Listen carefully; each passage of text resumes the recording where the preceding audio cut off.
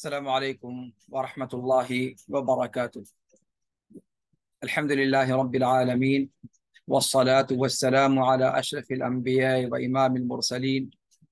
نبينا وقدوتنا محمد بن عبد الله الأمين، وعلى آله وصحبه الغر الميامين، ومن تبعهم وتابعيهم بإحسان إلى يوم الدين. أما بعد، رب اشرح لي صدري ويسر لي أمري واحلل عقدة من لساني يفقه قولي. رب زدني علما، سبحانك لا علم لنا إلا ما علمتنا إنك أنت العليم الحكيم. آپ تمام حضرات کا کتاب اصول الایمان کے اس درس میں خیر مقدم ہے۔ اللہ رب العالمین اس سلسلہ درس کو ہم سب کے لیے مفید بنائے اور کچھ نئی چیزیں ہمیں سیکھنے کی توفیق عطا فرمائے۔ اللہ رب العالمین جو باتیں کہی جاتی ہیں ان پر سب سے پہلے خود مجھے عمل پیرا ہونے کی توفیق ارزانی بخشے، اور پھر ساتھ میں اللہ رب العالمین مشاہدین کو، سننے والوں کو اللہ رب العالمین اس پر عمل کرنے کی توفیق عطا فرمائے، آمین۔ توحید الوہیت پر گفتگو چل رہی تھی اور اس بات پر بات ہو رہی تھی کہ اللہ کے رسول جناب محمد رسول اللہ صلی اللہ علیہ وسلم نے اس توحید کی اس قسم کو محفوظ رکھنے کے لیے کس طریقے سے جو شرک تک پہنچنے والے یا پہنچانے والے وسائل ہیں ان پر بھی آپ صلی اللہ علیہ وسلم نے کڑی نگاہ رکھی ہے، اور وہ کون سے پہلو ہیں جن کے غلط استعمال سے یا جس کے اندر مس انڈرسٹینڈنگ کی وجہ سے انسان لڑھک کر توحید الوہیت کے مقام سے گر جاتا ہے، توحید الوہیت کو ثابت کرنے کے مقام سے گر کر وہ شرک کی کھائی کی طرف لڑھکتا چلا جاتا ہے۔ ان امور پر گفتگو آپ حضرات کے سامنے پیش کی جا رہی تھی۔ انہی امور میں سے ایک اہم معاملہ، ایک اہم امر وسیلہ کا ہے۔ وسیلہ بھی ایک ایسا سبجیکٹ ہے یا ایک ایسا موضوع ہے یا ایک ایسا پہلو ہے جس کے سمجھنے میں امت کی ایک بڑی تعداد نے ٹھوکر کھائی ہے، اور اس ٹھوکر کے نتیجے میں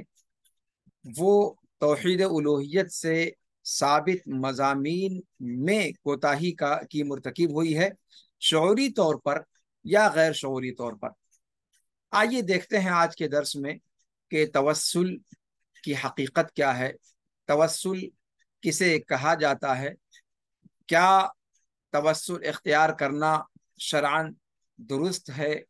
یا غیر درست ہے، اگر درست ہے تو کیا مطلقاً درست ہے، یا ان میں سے کچھ اقسام ہیں جن کو درست مانا جا سکتا ہے اور کچھ اقسام ایسی ہیں جنہیں درست نہیں سمجھا جا سکتا۔ آئیے اس پر تفصیل سے گفتگو کرتے ہیں، کتاب اپنے سامنے رکھ کر، اور مصنفین نے جس انداز میں اس پر گفتگو کی ہے اس کو اپنے سامنے رکھ کر اس کو بنیاد بنا کر۔ سب سے پہلی بات یہ کہ توسل یا وسیلہ یہ عربی زبان کا لفظ ہے، اور یہ واو سین لام اس کے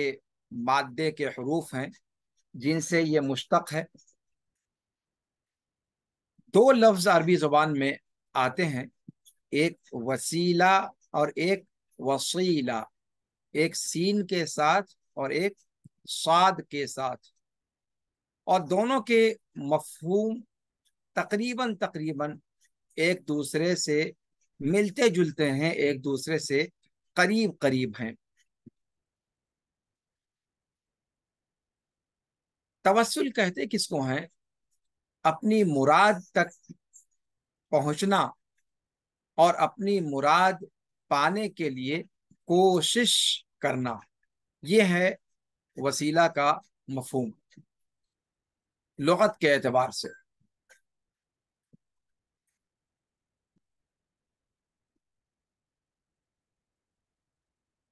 शरई एतबार से वसीला कहा जाता है अल्लाह रब्बुल आलमीन की रजामंदी और जन्नत तक रसाई को आसान बनाना। इसके लिए जो मशरू बातें हैं, जो मशरू आमाल हैं, उन्हें अंजाम देकर, और जो ममनुआ बातें हैं या ममनुआ आमाल हैं उन्हें छोड़कर। यानी शरई एतबार से वसीला का क्या माना है? वसीला का माना है कि अल्लाह रब्बुल आलमीन की रजामंदी और जन्नत के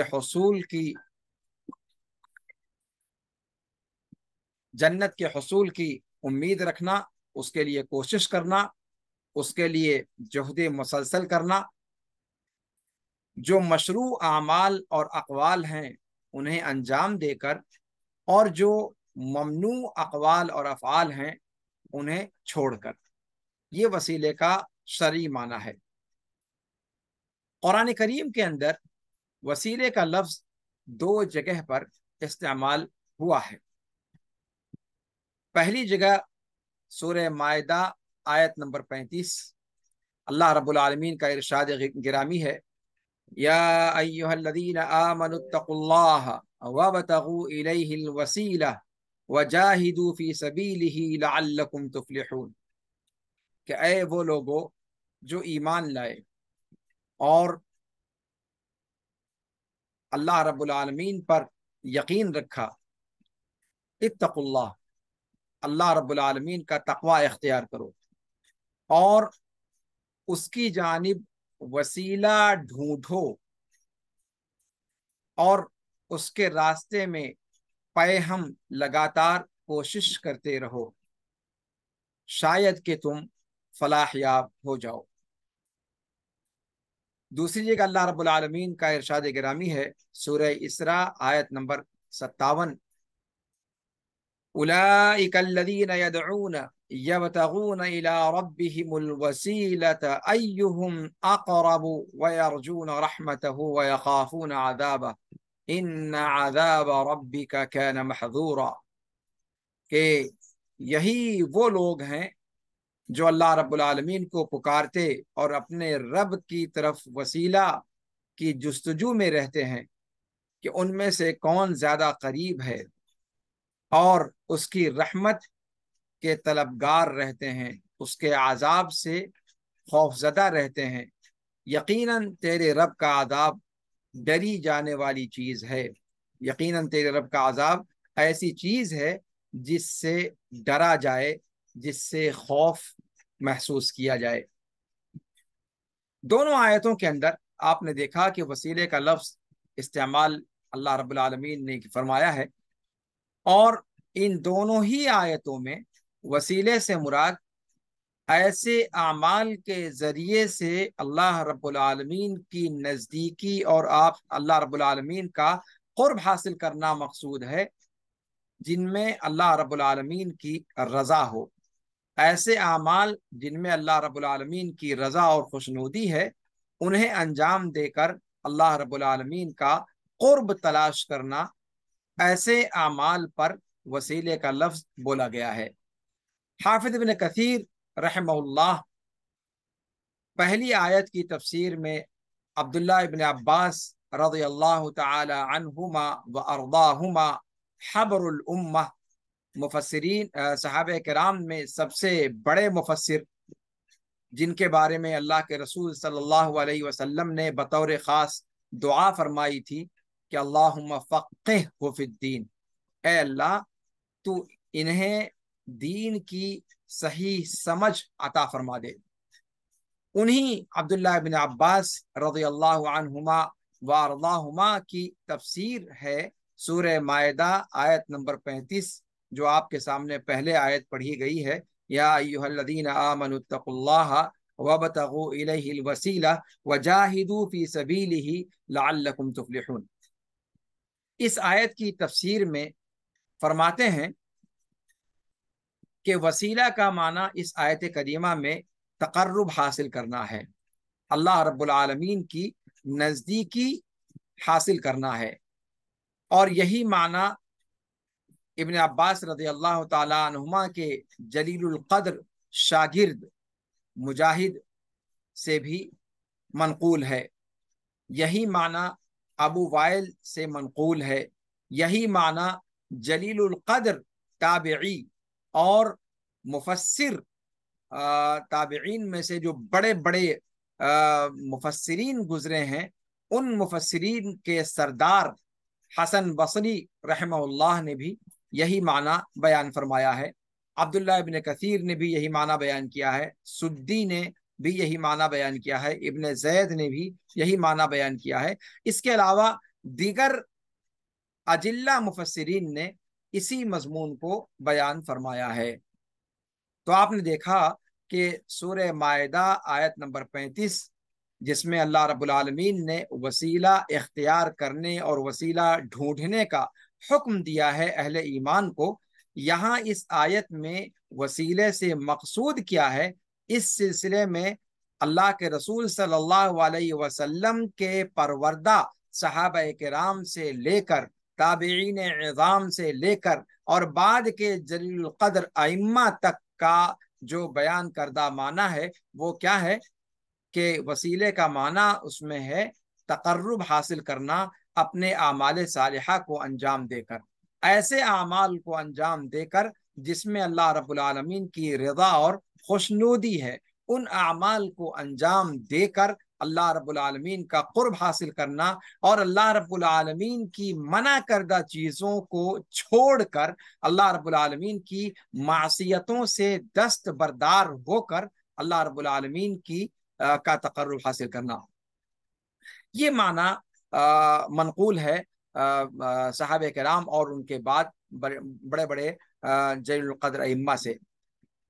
دوسری آیت جو سورہ اسراء یا جس کو سورہ بنی اسرائیل بھی کہا جاتا ہے، ہمارے یہاں اسے اکثر لوگ سورہ بنی اسرائیل کے نام سے جانتے ہیں، قرآن کریم کے نصف میں یہ صورت موجود ہے، سبحان الذي اسرى بعبده ليلا من المسجد الحرام الى المسجد الاقصى الذي باركنا حوله لنريه من آیاتنا،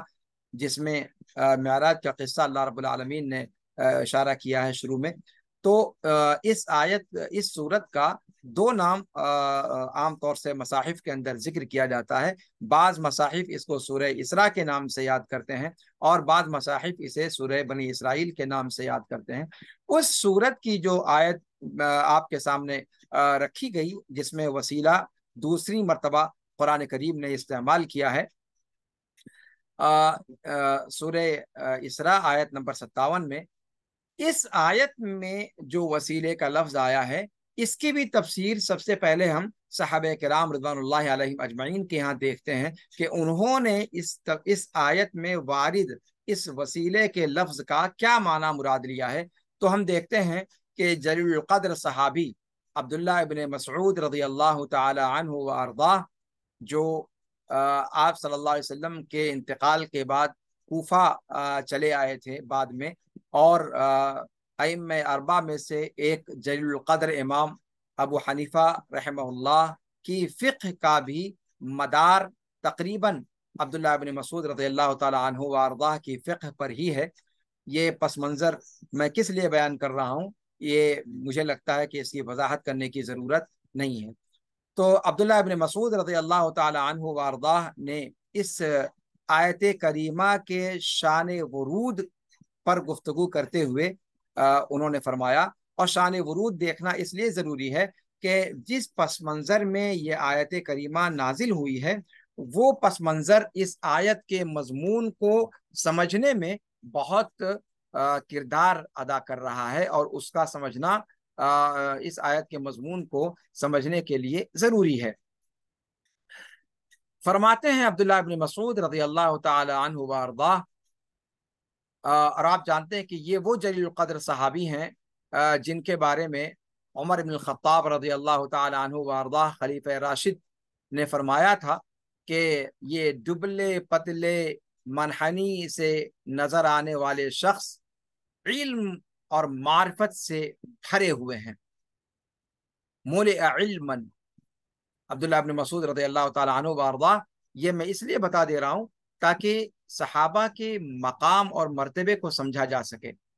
اس لیے کہ ہمارے یہاں ایک طبقہ ایسا بھی ہے،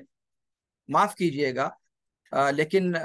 افسوس کے ساتھ کہنا پڑتا ہے کہ ہمارے یہاں ایک طبقہ ایسا بھی ہے جو صرف صحابہ کا نام آنے سے تشفی انہیں حاصل نہیں ہوتی، بلکہ ان کے یہاں جرأت رندانہ اس قدر بڑھی ہوئی ہے کہ بسا اوقات اگر مطلق صحابہ کا ذکر کیا جائے تو وہ گستاخی کا ارتکاب بھی کر بیٹھتے ہیں. مثال کے طور پر ابو ہریرہ رضی اللہ تعالی عنہ وارضاہ، جن سے علل اطلاق سب سے زیادہ حدیثیں اللہ کے رسول صلی اللہ علیہ وسلم سے نقل کی گئی ہیں، ان کی روایت کو بھی اگر بیان کیا جاتا ہے تو یہ بے توفیقے کہتے ہیں کہ ابو ہریرہ رضی اللہ تعالی عنہ راوی تھے، لیکن وہ صرف راوی تھے، وہ درایت سے عاری تھے. روایت کے امام ہیں پر درایت سے کورے ہیں، نعوذ باللہ. یعنی ابو ہریرہ رضی اللہ تعالی عنہ فقیہ نہیں ہے. اللہ کی قسم کھا کر بتائیے، اس قسم کی باتیں کہتے ہوئے کیا ہمارے دل لرزتے نہیں ہیں؟ ان صحابہ کرام، یعنی آپ سوچیں کہ ابو ہریرہ رضی اللہ تعالی عنہ وارضاہ، جن سے علل اطلاق سب سے زیادہ تعداد میں اللہ کے رسول صلی اللہ علیہ وسلم سے روایتیں مروی ہیں، انہوں نے آپ صلی اللہ علیہ وسلم کی احادیث کو بے سوچے، بے سمجھے، بغیر غور و فکر کیے ہوئے بس یوں ہی رٹو طوطے کی طرح سے وہاں سے لیا اور امت کے سامنے آ کر اگل دیا. وہاں سے لیا، نگلا اور یہاں اگل دیا. یہی کام ان کا ہے. یہ تصور آپ اس شخص کے بارے میں کر سکتے ہیں جس شخص کی تربیت، جس شخص کی تعلیم، جس شخص کا پورا معرفت کا بھنڈار اللہ کے رسول صلی اللہ علیہ وسلم کی صحبت میں رہنا اور انہی سے کسب فیض کرنا. ہمارے یہاں ان کے اپنے علماء کا جب معاملہ آتا ہے تو ان کے پیر پگاڑوں کے یہاں اگر کوئی مہینہ دو مہینہ رہ کر کے پڑھ لیتا ہے تو اس کو وہ کہتے ہیں کہ صاحب فیوز و برکات حاصل کر لیا اس نے. لیکن ابو ہریرہ رضی اللہ تعالیٰ عنہ، جنہوں نے شادی وادی سب چھوڑ کر، بال بچے سب چھوڑ کر، صرف اپنے آپ کو اللہ کے رسول صلی اللہ علیہ وسلم کی تعلیمات کے لیے وقف کر رکھا تھا اور صرف اپنی پوری زندگی طلب علم کے لیے اور آپ صلی اللہ علیہ وسلم سے دین حاصل کرنے کے لیے لگا رکھی تھی، اس صحابی کے بارے میں یہ کہنا کہ وہ صرف روایت کرنا جانتے ہیں، حدیثوں کو سمجھنا ان کے بس کا روگ نہیں. ہمارے حلق میں کانٹے نہیں پڑتے، ہمیں لقوا نہیں مارتا اس قسم کی باتیں کہتے ہوئے، ہمارے اعضاء اللہ کے عذاب کا شکار نہیں ہوتے، ڈر نہیں لگتا. اللہ رب العالمین نے اس قسم کے بعض افراد کو اسی دنیا میں مزہ بھی چکھایا، لیکن پھر بھی بے توفیقوں کی کمی تو ہے نہیں. ایک ڈھونڈیں ہزار ملتے ہیں. ابو ریہ کا واقعہ باقاعدہ تاریخ میں ثبت ہے، ماضی قریب کے اندر جو اس کا انجام ہوا، جس طریقے سے اس جلیل القدر صحابی پر کیچڑ اچھالنے کی وجہ سے ان کا جو معاملہ رہا. بہرحال یہ ایک ذیلی بات تھی. گفتگو یہاں چل رہی تھی کہ وسیلہ کا معنی بیان کرنے کے لیے دو آیتیں قرآن کریم کے اندر موجود ہیں، جن میں سے پہلی آیت کے اندر وارد وسیلے کے لفظ کی تشریح عبداللہ ابن عباس رضی اللہ تعالی عنہما وارضاہما کے قول سے کی گئی. اب یہ دوسری آیت جو سورہ اسراء کی ہے، اس کی تفسیر بھی ایک جلیل القدر صحابی، وہ حبر الامہ تھے، صحابہ میں سب سے بڑے قرآن کی تفسیر کرنے والے، اور یہ دوسرے یہ بھی وہ صحابی ہیں، وہ صحابی جلیل ہیں کہ جن کا سینہ علم اور معرفت سے بھرا ہوا تھا۔ اس کی شہادت عمر بن الخطاب جیسے جلیل القدر صحابی نے دی، اور کوفہ کے اندر عبداللہ بن مسعود رضی اللہ تعالی عنہ وارضاہ کے آنے کے بعد پھر کوفے کی پوری علم کی مجلس انہی کے گرد گھومتی رہی، اور پھر اسی سلسلے سے انہی کے تلامذہ کی کڑی میں امام ابو حنیفہ رحمہ اللہ بھی آتے ہیں، اور امام ابو حنیفہ کی فقہ کا مدار عبداللہ بن مسعود رضی اللہ تعالی عنہ وارضاہ کی فقہ پر ہے، اس کا مدار، جیسا کہ آپ سبھی لوگ جانتے ہیں۔ تو عبداللہ بن مسعود جیسے جلیل القدر صحابی سے اس کی تفسیر مروی ہے دوسری آیت کی۔ وہ کیا فرماتے ہیں کہ سورہ اسراء کی جو آیت ہے یہ عرب کے چند لوگوں کے بارے میں نازل ہوئی جو جنوں کی پرستش کرتے تھے۔ نزلت فی نفر من العرب كانوا يعبدون نفرا من الجن، کہ عرب کے چند افراد کے بارے میں یہ آیت کریمہ نازل ہوئی ہے جو جنوں کی پرستش کرتے تھے۔ تو جتنے جن کی پرستش کی جا رہی تھی وہ سارے جن دائرہ اسلام میں داخل ہو گئے، اور یہ حضرات انسانوں میں سے جو ان جنوں کی پرستش اور پوجا پاٹ میں لگے ہوئے تھے، انہیں اس بات کا شعور نہ ہو سکا کہ وہ جنوں کی پرستش کر رہے ہیں، جن جنوں کو پوج رہے ہیں، وہ اب دائرہ اسلام میں آ چکے ہیں۔ کہتے کہ یہ شان ورود اس آیت کا صریح طور پر دلالت کرتا ہے کہ وسیلے سے مراد وہ چیز ہے جس سے اللہ رب العالمین کا قرب حاصل کیا جائے، یعنی نیک اعمال کر کے اللہ رب العالمین کی عبادتوں کو انجام دے کر۔ اسی لیے اللہ رب العالمین نے اسی میں کیا فرمایا آگے، یبتغون الی ربہم الوسیلہ، یعنی یبتغون الی ربہم الوسیلہ ای یطلبون ما یتقربون به الی اللہ وینالون به مرضاته من الاعمال الصالحة المقربة الیہ، کہ وہ جستجو میں رہتے ہیں ایسے اعمال کے جن کے ذریعے سے وہ اللہ رب العالمین کا قرب حاصل کر سکیں، اور جن کے ذریعے سے وہ اللہ رب العالمین کی رضامندی حاصل کر سکیں۔ نیک اعمال جو اللہ سے قریب کر دینے والے ہیں ان کو کر کے، اور اپنا اللہ رب العالمین کی معصیتوں کو چھوڑ کر۔ تو یہ وسیلے کا معنی ہے عربی زبان کے اندر، شریعت کے اندر اور قرآن کے اندر، اسی معنی میں یہ لفظ استعمال ہوا ہے۔ اب آئیے اس تفصیل پر تھوڑی سی روشنی ڈالتے ہیں کہ توسل کی قسمیں کتنی ہیں۔ توسل کی دو قسمیں ہیں، توسل مشروع اور توسل ممنوع، یعنی وسیلے کی وہ قسم جو شرعاً جائز ہے، درست ہے، اور دوسری قسم وسیلے کی وہ ہے جو جائز اور درست نہیں ہے بلکہ ممنوع ہے۔ مشروع توسل کسے کہا جاتا ہے؟ کہتے ہیں کہ مشروع توسل یا جائز توسل، جائز وسیلہ کیا ہے؟ اللہ رب العالمین کا قرب حاصل کرنا شرعی طریقوں سے، یہ توسل مشروع ہے، اور صحیح راستہ اختیار کر کے، اور اس چیز کی جانکاری کے لیے کہ صحیح راستہ کیا ہے اللہ رب العالمین کا قرب حاصل کرنے کے لیے، کوئی ہمارے پاس آپشن نہیں ہے سوائے کتاب و سنت کی طرف رجوع کرنے کے، اور کتاب و سنت کے اندر وسیلے کے حوالے سے جو چیزیں آئی ہوئی ہیں اس کی جانکاری طلب کر کے،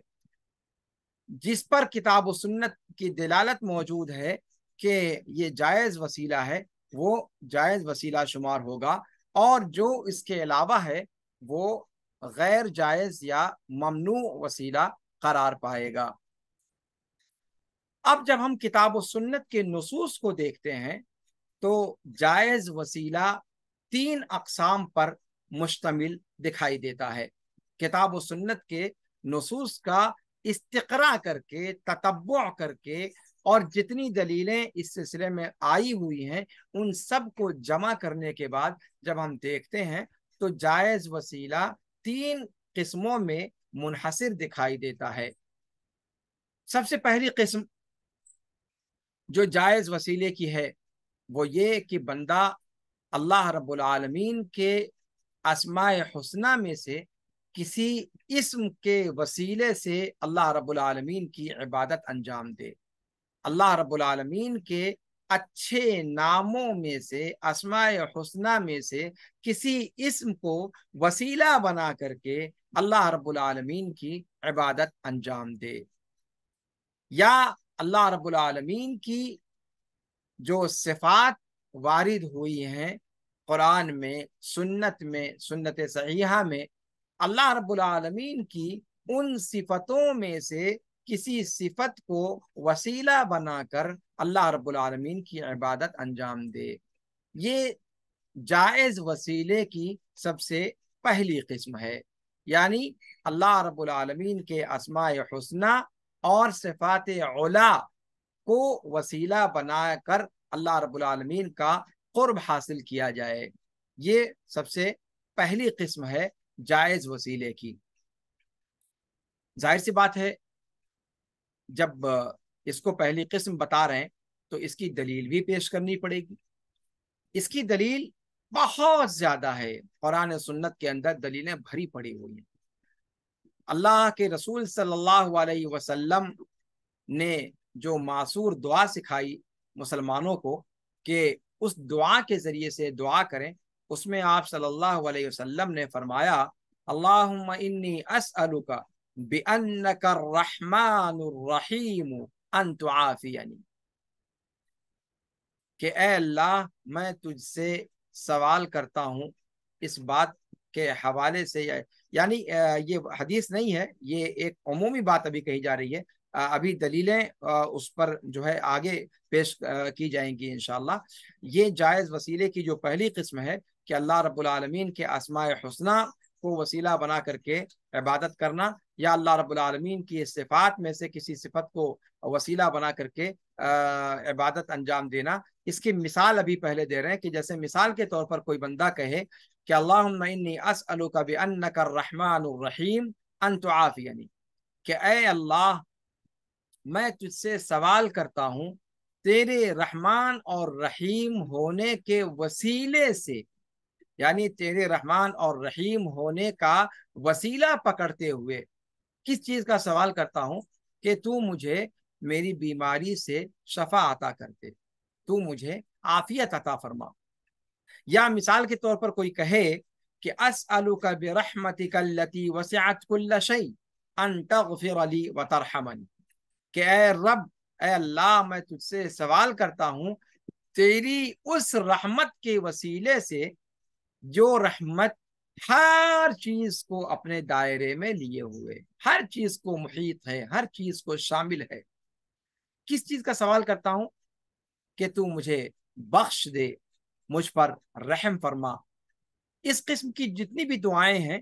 ان ساری دعاؤں میں آپ نے دیکھا کہ اللہ رب العالمین کے اسماء رحمان رحیم کا وسیلہ پکڑا گیا، اور اس سے نکلنے والی صفت سے وسیلہ پکڑا گیا۔ اسألک برحمتک، پہلے آپ نے کہا اسألک بانک الرحمن الرحیم، پھر آپ نے کہا اسألک برحمتک التی وسعت کل شیء۔ تو رحمان اور رحیم ہونے کا وسیلہ اللہ رب العالمین کے آپ نے جب وسیلہ پکڑا تو گویا آپ نے اللہ رب العالمین کے اسماء حسنہ کا وسیلہ پکڑا، اور اسماء حسنہ سے جو صفتیں نکلتی ہیں ان صفتوں کا بھی ضمناً آپ نے وسیلہ پکڑا۔ یا پھر آپ صرف صفت کو ذکر کریں کہ اسألوک برحمتک التی وسعت کل شیء، اے اللہ میں تیری صفت رحمت کا وسیلہ پکڑتا ہوں جو ہر چیز کو شامل ہے۔ تو یہ دونوں شکلیں اللہ کے اسما سے وسیلہ پکڑنا یا اللہ رب العالمین کی صفات سے وسیلہ پکڑنا، یہ پہلی قسم میں داخل ہے، جس کو ہم نے کہا کہ اللہ رب العالمین کے اسماء و صفات سے وسیلہ پکڑنا، اور یہ جائز شکل ہے۔ ٹھیک ہے جناب، پھر اس کی دلیل کیا ہے؟ کہتے ہیں اس کی دلیل اللہ رب العالمین کا فرمان ہے وَلِلَّهِ الْأَسْمَاءُ الْحُسْنَى فَادْعُوهُ بِهَا أي متوسلا بها، اللہ رب العالمین کے لیے ہی اسماء حسنہ ہیں۔ اسماء حسنہ دنیا میں کسی اور کے لیے نہیں ہے، اس لیے کہ حسنہ کا مطلب ہوتا ہے کہ ایسے نام جو اپنے حسن اور جمال اور اپنی خوبصورتی میں اپنی انتہا کو پہنچے ہوئے ہوں، اور وہ نام مخلوقات میں سے کسی کے لیے لائق و زیبا ہی نہیں، اس لیے کہ کوئی ہستی اس قابل ہے ہی نہیں۔ تو فرمایا کہ سارے اسماء حسنہ صرف اللہ رب العالمین ہی کے لیے ہیں۔ فَادْعُوهُ بِهَا، تو اے لوگو تم ان اسماء حسنہ کا وسیلہ اختیار کر کے اللہ سے مانگو، اللہ سے دعا کرو۔ دیکھ رہے ہیں آپ، بالکل صریح دلیل قرآن کریم کے اندر اللہ رب العالمین نے باقاعدہ حکم دیا اپنے بندوں کو کہ اے میرے بندو، میرے اسماء جو حسنہ ہیں ان اسماء حسنہ کا وسیلہ پکڑ کے مجھ سے دعا کرو، مجھ سے مانگو۔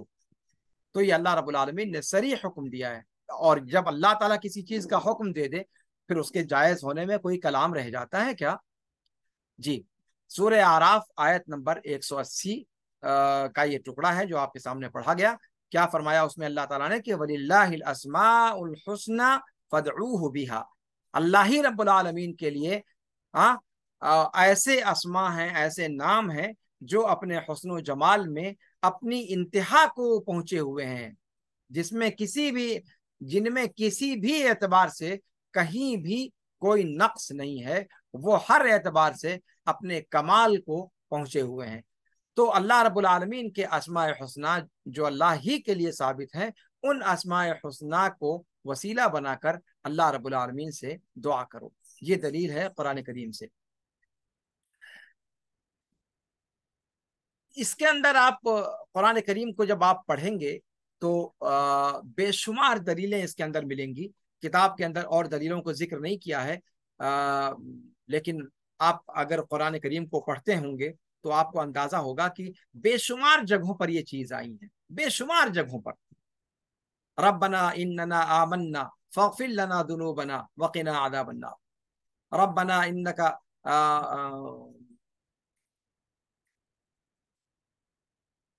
یعنی اے اللہ تو نے ہم سے ایمان کا مطالبہ کیا تھا، ہم تجھ پر ایمان لے آئے، اور جب تجھ پر ایمان لے آئے نہیں تو وہ تو ایمان کا عمل کا وسیلہ ہو گیا۔ اللہ رب العالمین کے اسماء حسنہ، ہاں اللہ کے رسول صلی اللہ علیہ وسلم کی وہ مشہور حدیث اللہم انی اسألک بکل اسم هو لک سمیت به نفسک او انزلته فی کتابک او علمته احدا من خلقک او استأثرت به فی علم الغیب عندک ان تجعل القرآن العظیم ربیع قلبی وجلاء حزنی وذهاب ہمی وغمی۔ بہت مشہور دعا ہے، اللہ کے رسول صلی اللہ علیہ وسلم نے جو سکھلایا ہے اپنے صحابہ کرام کو اور عام مسلمانوں کو کہ اس دعا کے ذریعے سے اللہ رب العالمین سے دعا کریں۔ تو اس کے اندر کیا ہے؟ اے اللہ میں تیرے ہر نام کے وسیلے سے سوال کرتا ہوں، ہر نام کے وسیلے سے، ہر وہ نام جو تو نے اپنے لیے رکھا ہے، خواہ اسے تو نے اپنے یہاں سے اترنے والی کتابوں کے اندر ذکر فرمایا ہے، خواہ اپنے رسولوں سے کو اس سے آگاہ کیا ہے، خواہ اپنے بندوں میں سے کسی بندے کو آگاہ کیا ہے، یا پھر ان ناموں کے وسیلے سے بھی سوال کرتا ہوں جنہیں تو نے کسی کے سامنے بیان نہیں کیا۔ سمیت به نفسک او انزلته فی کتابک او علمته احدا من خلقک او استأثرت به فی علم الغیب عندک، یعنی اللہ رب العالمین کے سارے نام قرآن و سنت کے اندر ذکر نہیں کیے گئے، بہت سارے نام اللہ تعالیٰ کے ایسے ہیں جنہیں اللہ رب العالمین نے اپنے یہاں پردے غیب میں چھپا رکھا ہے۔ تو آپ صلی اللہ علیہ وسلم کی یہ جو معصور دعا ہے بڑی قیمتی دعا ہے، اور میں چاہوں گا کہ مشاہدین میں سے سارے لوگ اس معصور دعا کو یاد کر کے اور اس کے ذریعے سے اللہ رب العالمین سے دعا کرنے کا اہتمام کریں۔ یہ سب جو دعائیں آپ صلی اللہ علیہ وسلم نے سکھلائی ہیں بڑی قیمتی دعائیں ہیں، اور وسیلے کا ذکر جیسا کہ آپ دیکھ رہے ہیں اس کے اندر آپ صلی اللہ علیہ وسلم نے مسلمانوں کو تعلیم دی ہے کہ اللہ رب العالمین کے اسماء حسنہ کا وسیلہ پکڑ کر کے دعا کریں۔ تو بے شمار دلیلیں ہیں اس کے بارے میں۔ آئیے وسیلے کی دوسری قسم کی طرف آتے ہیں۔ وسیلے کی دوسری قسم ہے کہ انسان اپنے نیک عمل کو وسیلہ بنا کر اللہ رب العالمین سے دعا کرے، اللہ رب العالمین کی عبادت انجام دے۔ جیسے کہے کہ اللہ میں تجھ پر ایمان لایا، میں نے تجھ سے محبت کی، میں نے تیرے رسول کی پیروی کی، اور اس وجہ سے میں تجھ سے سوال کرتا ہوں کہ میری مغفرت فرما دے۔ اس کی دلیل وہ آیت بھی ہے جس کا میں نے ابھی آپ کے سامنے ذکر کیا تھا کہ اللہ رب العالمین نے سورہ آل عمران آیت نمبر 16 میں فرمایا کہ الذین یقولون ربنا اننا آمنا فاغفر لنا ذنوبنا وقنا عذاب النار، کہ نیک لوگ وہ ہیں جو یہ کہتے ہیں کہ اے ہمارے رب ہم ایمان لائے، اور ایمان لائے اپنے ایمان کو، اپنے اس نیک عمل کو وسیلہ بنا کر ہم تجھ سے سوال کرتے ہیں فاغفر لنا، لہذا اس عمل کو، اس نیک عمل کو وسیلہ بنا کر کے ہمارا تجھ سے سوال ہے کہ ہماری مغفرت فرما دے، ہمارے گناہوں کی مغفرت فرما دے، جہنم کے عذاب سے ہمیں بچا لے۔ اسی طریقے سے اللہ رب العالمین کا فرمان ہے کہ ربنا آمنا بما انزلت واتبعنا الرسول فاکتبنا مع الشاہدین، سورہ آل عمران آیت نمبر 53۔ اے ہمارے رب ہم ان تمام باتوں پر ایمان لائے جو تو نے اپنے یہاں سے اتارا، جو چیزیں تو نے اپنے یہاں سے اتاری، چاہے وہ قرآن کی شکل میں چاہے وہ حدیث کی شکل میں، ہم ان تمام پر ایمان لائے، اور تیرے رسول کی ہم نے پیروی کی، اور اس ایمان اور اس پیروی کو وسیلہ بنا کر کے ہم تجھ سے سوال کرتے ہیں کہ فاکتبنا مع الشاہدین، کہ ہمارا نام بھی شاہدین میں سے لکھ لیجو۔ اب یہاں دیکھ رہے ہیں آپ کہ کس طریقے سے اپنے عمل کو، اپنے نیک عمل کو وسیلہ بنا کر اللہ رب العالمین سے بندے کو، اللہ رب العالمین سے دعا کرنے کا سلیقہ بندے کو سکھایا گیا۔ مثال کے طور پر ہم میں سے کوئی بندہ اگر یہ کہتا ہے کہ اے اللہ میں تیرے نبی کی محبت کے وسیلے سے سوال کرتا ہوں، تیرے نبی پر ایمان لانے کے وسیلے سے سوال کرتا ہوں کہ میری پریشانی کو دور کر دے، اے اللہ میں تیرے نبی محمد صلی اللہ علیہ وسلم سے محبت کرنے والا ہوں، میں تیرے نبی محمد صلی اللہ علیہ وسلم پر ایمان لانے والا ہوں، اور تجھے اس محبت اور اس اتباع کا وسیلہ دے کر یہ سوال کرتا ہوں کہ ہماری مصیبت کو دور کر دے۔ درست ہے یا نہیں درست ہے؟ بالکل یقیناً درست ہے، اور اس وسیلے کے درست ہونے میں کوئی شک اور شبہ نہیں ہے۔ یا مثال کے طور پر کوئی آدمی اپنے کسی نیک کام کو یاد کرے، جو کوئی اہم کام اس نے کبھی کیا ہے، کسی یتیم کے سر پر ہاتھ رکھا ہے، کسی بیوہ کے گھر کے خرچے کو اٹھایا ہے، کبھی کسی مسکین کے سر پر شفقت کا ہاتھ رکھا ہے، کبھی کسی مظلوم کی دستگیری کبھی اس نے کر دی ہے، یہ سارے کے سارے نیک اعمال ہیں۔ ان میں سے کسی بھی عمل کو وسیلہ بنا کر، یا ان سارے اعمال کو وسیلہ بنا کر اللہ رب العالمین سے دعا کر سکتا ہے، یہ دعا کرنا مشروع ہے۔ تو یہ جائز وسیلے کی دوسری قسم ہے، یعنی انسان اپنے نیک عمل کو وسیلہ بنا کر اللہ رب العالمین سے کسی چیز کا سوال کرے، کسی چیز کو مانگے، کسی چیز کے لیے دعا کرے۔ اس کی ایک سب سے بڑی دلیل احادیث شریفہ میں غار والوں کا قصہ ہے، جو آپ سبھی لوگ جانتے ہیں کہ کس طریقے سے پرانے زمانے کا واقعہ اللہ کے رسول صلی اللہ علیہ وسلم نے اپنی امت کے سامنے بیان فرمایا کہ کیسے 3 لوگ غار کے اندر گئے پناہ لینے کے لیے، اور غار کا منہ ان پر بند ہو گیا۔ ایک بڑی سی چٹان نے آ کر غار کے دہانے کو بند کر دیا، اور کیسے وہ وہاں پھنسے رہ گئے۔ پھر کس طریقے سے وہاں پر ان کا اپنا کوئی زور نہ چلا، کوئی خارجی سہارا نہ بچا، کوئی دستگیری کے لیے وہاں پر موجود نہیں نظر آیا اللہ کے علاوہ۔ اور ایسے موقع پر سبھی لوگوں نے آپس میں اتفاق رائے سے اس بات کو پر اتفاق کیا کہ اب کوئی چیز اگر کام آنے والی ہے تو اپنا ہی کوئی اچھا عمل یہاں پر کام آ سکتا ہے۔ لہذا سبوں نے اتفاق کیا کہ اپنی زندگی میں کبھی کوئی اچھا کام اگر کیا ہے، ایسا اچھا کام جو یاد رکھنے کے قابل ہو، میموریبل ہو، جو یادگار ہو، تو انسان تو زندگی میں بہت سارے اچھے کام کرتا ہے نا۔ اگر اچھی طبیعت کا انسان ہے تو اچھے کام تو بہت سارے کرتا ہے، لیکن ان میں سے چند ایک کارنامے ایسے ہوتے ہیں جو اس کی یادداشت میں محفوظ رہ جاتے ہیں، کبھی وقت پر حوالہ دینے کے لیے۔ تو اس موقع پر سارے تینوں لوگوں نے اتفاق کیا کہ تینوں میں سے ہر ایک اس قسم کے ایک ایک کام کو یاد کر کے اور اللہ رب العالمین سے دعا کرے، ان اعمال کو اللہ رب العالمین کی بارگاہ میں وسیلہ بنا کر کے دعا کرے۔ اور تینوں نے اللہ رب العالمین سے اپنی زندگی کے اہم اہم نیک کاموں کا وسیلہ دے کر اللہ رب العالمین سے سوال کیا۔ چٹان کھسکنی شروع ہوئی، پہلے کی دعا کے بعد تھوڑی سی اٹھی، پھر دوسرے کی دعا کے بعد تھوڑی سی اٹھی، اور تیسرے کی دعا کے بعد اتنی اٹھ گئی کہ تینوں اس کے اندر سے زندہ سلامت باہر نکل آئے۔ بہت مشہور واقعہ ہے، اور اس کی تفصیل میں یہاں پر جانے کی حاجت نہیں ہے، آپ سبھی لوگ اس واقعے سے آشنا ہیں۔ تو یہ وسیلے کی دوسری قسم کے جائز ہونے کی اہم دلیلوں میں سے ایک دلیل ہے کہ انسان اپنے نیک اعمال کا وسیلہ پکڑ کے اللہ رب العالمین سے دستے سوال دراز کرے، اور اپنی حاجت براری اپنی حاجت براری جو ہے اللہ رب العالمین کی بارگاہ میں رکھے، اپنی حاجت براری کا مطالبہ اللہ رب العالمین کی بارگاہ میں رکھے۔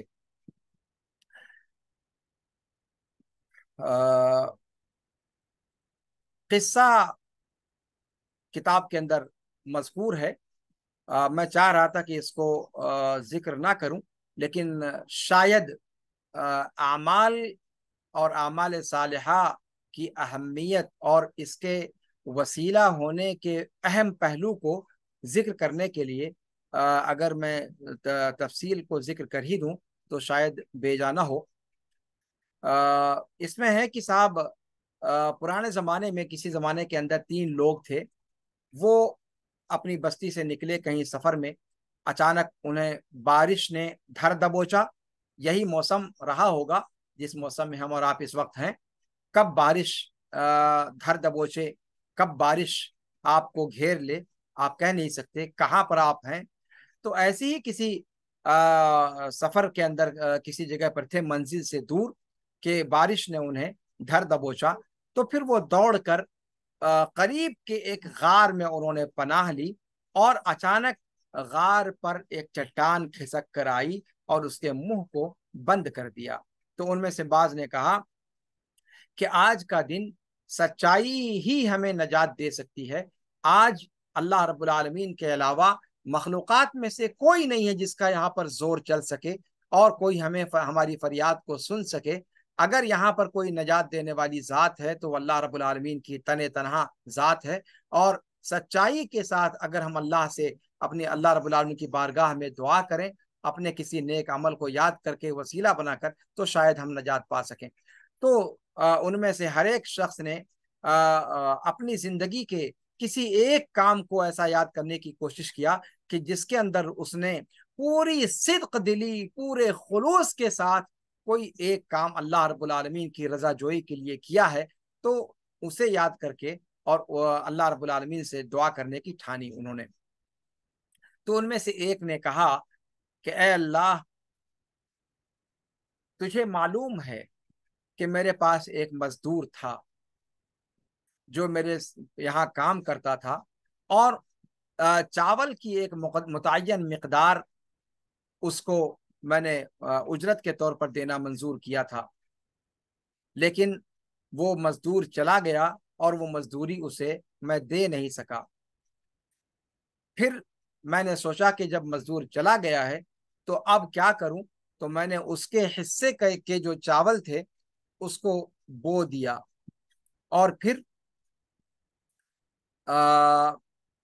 اس سے میں نے گائے خریدی، اور پھر مطلب اس کے پیسے کو انویسٹ کرتا رہا، یہاں تک کہ وہ اپنی مزدوری لینے کے لیے میرے پاس آ گیا۔ تو میں نے اس سے کہا کہ سامنے جو گایوں کا ریوڑ دکھائی دے رہا ہے یہ سارا کا سارا تمہارا ہے، اسے لے جاؤ۔ اس مزدور نے کہا کہ کیوں مذاق کرتے ہیں، میری مزدوری تو چاول کی اتنی مقدار تھی جو آپ کے پاس لینے آیا ہوں، آپ جتنی ہماری مزدوری تھی وہ ہمیں دے دیجئے، میں چلا جاتا ہوں۔ انہوں نے کہا کہ صاحب یہ گائے کا جو جتھا دکھائی دے رہا ہے یہ سارا کا سارا تمہارا ہے، اسے ہکا لے جاؤ، وہ سب تمہارا ہے۔ اور اس طریقے سے اس مزدور کو انہوں نے اس کمائی سے جتنی دولت بڑھی تھی آگے، وہ سارا کا سارا ساری چیز ساری دولت اس کے حوالے کر دیا۔ تو اس کے بعد اپنے اس عمل کو ذکر کرنے کے بعد اس شخص نے اللہ سے دعا کی کہ اللہ اگر تو جانتا ہے کہ یہ کام میں نے تجھ سے ڈر کر کیا تھا اور تیری رضا جوئی کے لیے کیا تھا، تو اس غار کو، اس چٹان کو ہم سے ہٹا دے، غار کا دہانہ تو کھول دے۔ تو چٹان ذرا سی سرک گئی، اوپر کی طرف کھسک گئی۔ دوسرے نے کہا کہ اللہ تجھے معلوم ہے کہ میرے والدین ضعیف تھے، بوڑھے تھے، ہر رات میں اپنے ریوڑ سے ان کے لیے دودھ لے کر آتا تھا۔ ایک رات میں ان کے پاس پہنچا تو تاخیر ہو چکی تھی، اس حال میں اپنے والدین تک پہنچا کہ وہ دونوں نیند کی آغوش میں سما گئے تھے۔ میرے بال بچے بھوک کی وجہ سے بلبلا رہے تھے، لیکن میری عادت تھی کہ میں پہلے اپنے والدین کو سیراب کرتا تھا، پھر اپنے بال بچوں کو کھلاتا پلاتا تھا۔ اپنے بال بچوں کا تڑپنا مجھ سے دیکھا نہیں جا رہا تھا، اور یہ بھی گوارا نہیں تھا کہ میں والدین کی نیند کو خراب کروں، لہذا میں نے انہیں چھوڑے رکھا، انتظار کرتا رہا، یہاں تک کہ طلوع فجر ہو گئی، یہاں تک کہ صبح صادق طلوع ہو گئی اور ہمارے بچے بھوکے رہ گئے۔ اے اللہ اگر جانتا ہے کہ یہ کام میں نے صرف تیرے خوف اور خشیت سے کیا تھا تو اس چٹان کو ہم سے ہٹا دے۔ تو چٹان تھوڑی اور کھسک گئی، یہاں تک کہ انہیں آسمان دکھائی دینے لگا۔ پھر تیسرے نے کہا اے اللہ تو اچھی طرح جانتا ہے کہ میری ایک کزن تھی، میری ایک عمزاد تھی جو مجھے بڑی محبوب تھی، میں نے اسے غلط راہ پر ڈالنے کی بڑی کوشش کی لیکن وہ تیار نہیں ہوئی، یہاں تک کہ شرعی طریقے سے 100 دینار دے کر میں نے اسے اپنے کام کے لیے رضامند کر لیا۔ اپنی غلط خواہش، اپنی ہوس کو پوری کرنے کے لیے میں نے اسے اس کے فقر و فاقہ کو، اس کی محتاجگی کو میں نے ذریعہ بنایا، اور 100 دینار کے عوض وہ اپنی عزت و آبرو، وہ اپنے عرض کا سودا کرنے پر تیار ہو گئی، جس فقر و فاقہ میں وہ مبتلا تھی اس کی وجہ سے۔ تو میں نے اسے 100 دینار دینے کے بعد کہا کہ اب میں نے پیسے ادا کر دیے، اب جو ہے میری خواہش پوری کرو۔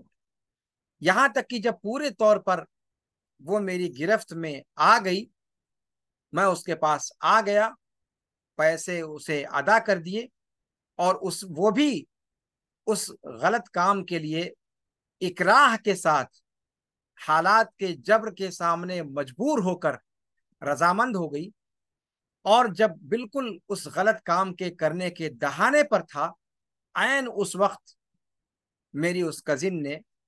اللہ تیرے تقوی کا حوالہ اس نے دیا، اور مجھے کہا کہ اللہ سے ڈرو اور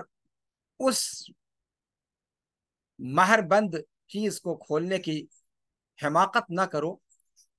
جس کو اللہ نے حرام کر رکھا ہے مگر حلال طریقے سے۔ میں فوراً ہوش میں آ گیا، ساری مدہوشی میری زائل ہو گئی، میں کھڑا ہو گیا، اور جو 100 دینار میں نے دیا تھا وہ بھی میں نے اپنی کزن کے پاس چھوڑ دیا، اور اس کا راستہ کہہ دیا کہ تم چلی جاؤ، اب جو ہے کوئی غلط کام میں نے نہیں کیا۔ اے اللہ، تو جانتا ہے کہ اگر یہ کام میں نے تیرے تقوی کی خاطر کیا تھا، تیرے خوف سے کیا تھا، تو اے اللہ آج ہماری اس مصیبت سے ہمیں نجات دے دے۔ چٹان اتنی کھسک گئی کہ تینوں کے تینوں لوگ اس غار سے باہر آ گئے۔ یہ روایت امام بخاری رحمہ اللہ نے اپنی صحیح بخاری میں نقل فرمائی ہے، روایت اس کی تخریج کی ہے۔ اس سے اندازہ ہوتا ہے کہ کس طریقے سے اپنے اعمال صالحہ کو وسیلہ بنانا اور اس وسیلے میں تاثیر کیسی ہے، اس کا بھی اس سے ثبوت ملتا ہے۔ تو یہ وسیلہ جائز وسیلے کی دوسری قسم تھی۔ جائز وسیلے کی تیسری قسم یہ ہے کہ کسی زندہ نیک آدمی کی دعا کا وسیلہ پکڑا جائے، جس کی دعا کی قبول ہونے کی امید کی جاتی ہو۔ جیسے کوئی مسلمان کسی نیکوکار، صالح، عابد و زاہد شخص کے پاس جائے، متقی و پرہیزگار بندے کے پاس جائے، ایسے شخص کے پاس جو نماز پنجگانہ کا پابند ہو، اللہ رب العالمین کے احکام کی پابندی کرتا ہو، حلال پر چلنے والا اور حرام کو چھوڑنے والا ہو، ایسے شخص کے پاس جا کر کے ان سے یہ درخواست کرے کہ آپ میرے لیے دعا کر دیں۔ کوئی عام دعا یا کوئی خاص دعا، اپنی کسی خاص ضرورت کی تکمیل کے لیے دعا کروائے، یا پھر اپنے لیے عام دعا کہ اے محترم آپ ہمارے لیے دعائے خیر کر دیجئے۔ یہ وسیلہ جائز وسیلے کی تیسری قسم ہے، اور یہ بھی مشروع ہے اور یہ جائز ہے۔ اس قسم کے جائز ہونے کی دلیلیں اللہ کے رسول صلی اللہ علیہ وسلم کے زمانے ہی میں موجود ہیں، بکثرت موجود ہیں۔ صحابہ کرام رضوان اللہ علیہم اجمعین آپ صلی اللہ علیہ وسلم کے پاس تشریف لایا کرتے تھے، اور آپ صلی اللہ علیہ وسلم سے دعا کا مطالبہ کرتے تھے، عام دعاؤں کا بھی مطالبہ کرتے تھے اور خاص دعاؤں کا بھی مطالبہ کرتے تھے۔ بخاری اور مسلم شریف دونوں کے اندر انس بن مالک رضی اللہ تعالی عنہ وارضاہ سے مروی ہے، یعنی متفق علیہ روایت ہے، کہ ایک آدمی آپ صلی اللہ علیہ وسلم کے پاس جمعہ کے دن آیا، درا حالے کی آپ صلی اللہ علیہ وسلم منبر پر خطبہ دے رہے تھے، منبر پر تھے آپ اور آپ خطبہ دے رہے تھے، کھڑے ہو کر آپ خطبہ دے رہے تھے۔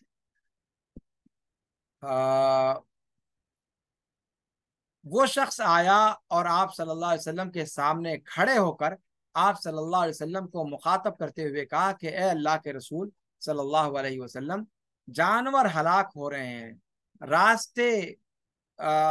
منقطع ہو رہے ہیں،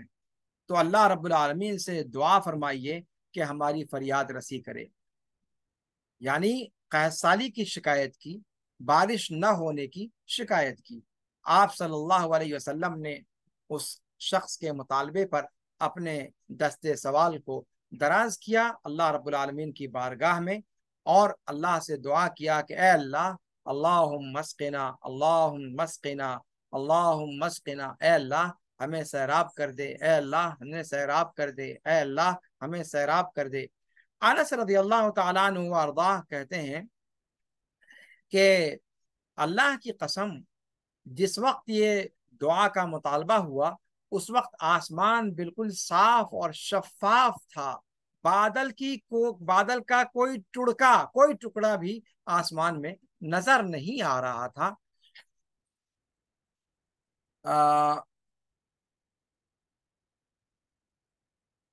پھر اچانک ایک بدلی نمودار ہوئی اور آسمان کے بیچوں بیچ آ کر پھیل گئی، اور اس کے بعد برسنا شروع ہو گیا، بارش برسنا شروع ہو گئی، اور بارش ایسی ویسی نہیں ہوئی، اتنی